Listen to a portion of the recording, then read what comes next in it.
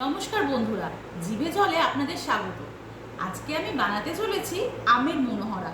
আম তো প্রায় শেষের পথে, গরমকাল তো শেষ হয়ে প্রায় বর্ষাকাল চলে এলো, তাই ভাবলাম আম শেষ হওয়ার আগে একটা রেসিপি করে নিই।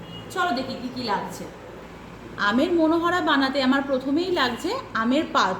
দুখানা আমকে আমি আটিয়ে বাদ দিয়ে পাল্প বার করে রেখেছি। লাগছে আমার গুঁড়ো দুধ, লাগছে চিনি যেটা আমি গুঁড়ো করে রেখেছি অলরেডি, বাড়িতে তৈরি করা ছানা আমি লেবু দিয়ে কাটিয়ে রেখেছি, ভালো করে হাতের সাহায্যে মসৃণ করে মেখে রেখে দিয়েছি। আর লাগছে টক দই, 2 চামচ মতো টক দই, আর কিছু ড্রাই ফ্রুটস, কাজু আর কিশমিশ আমি নিয়েছি। আমি অলরেডি কড়াই বসিয়ে দিয়েছি হিট করার জন্য। আর তোমাদের বললাম না যে মেজারিং কাপ মেপে আমি 1 কাপ চিনি নিয়েছি, সেই মেজারিং কাপের এই 1 কাপ মেপে আমি ফার্স্টে জল দিয়ে দেবো। জলটা হালকা উষ্ণ গরম হচ্ছে, তো আমি এর মধ্যে চিনি গুঁড়োটা দিয়ে দেবো।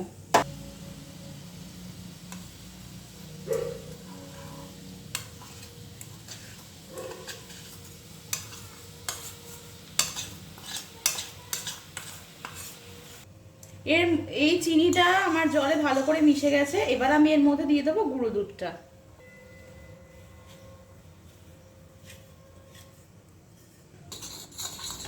গুঁড়ো দুধটা দিয়ে আমি ভালো করে নাড়িয়ে নেবো যাতে কোনো রকম কোনো লাম্প না থাকে, আমি মিশিয়ে নেবো।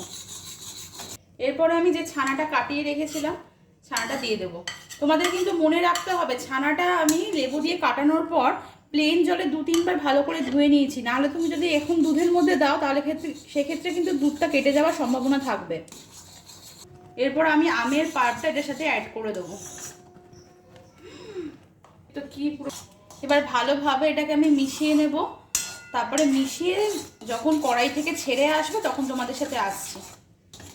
2 চামচ মতো আমি টক দই নিয়েছিলাম, ওটা আমি অ্যাড করে দিচ্ছি। অনেকটাই আমার ঘন হয়ে এসছে, তারপরেও আমি কিছুক্ষণ এখন রাখবো একদম কড়াই থেকে, যতক্ষণ না ছেড়ে যাচ্ছে ততক্ষণ তোমাকে নাড়িয়েই যেতে হবে। দেখো কড়াই থেকে একদম ছেড়ে আসছে। এবার আমি আস্তে আস্তে এটাকে গোল গোল করে শেপ দিয়ে নেব। এইভাবে আমি হাতের সাহায্যে গোল গোল করে সবকটা সাজিয়ে নিয়েছি। এবার গুঁড়ো দুধ দিয়ে কোট করে জাস্ট সুন্দর লাগার জন্য করে নেব।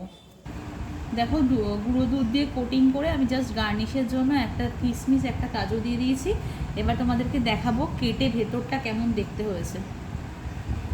দেখো ভেতরটা কেটেছি, ভেতরের কালারটা আমার পুরো দেখো, ভেতরে পুরো ওই আমের পুরটা যেটা দিয়ে আমি মেইন মিষ্টিটা বানিয়েছিলাম, আর উপরে কোটটা দেখতে কত সুন্দর লাগছে। আর তোমরাও এবার ঝটপট বানাও, বানিয়ে কার কেমন লাগলো আমাকে কিন্তু কমেন্টে লিখতে ভুলো না।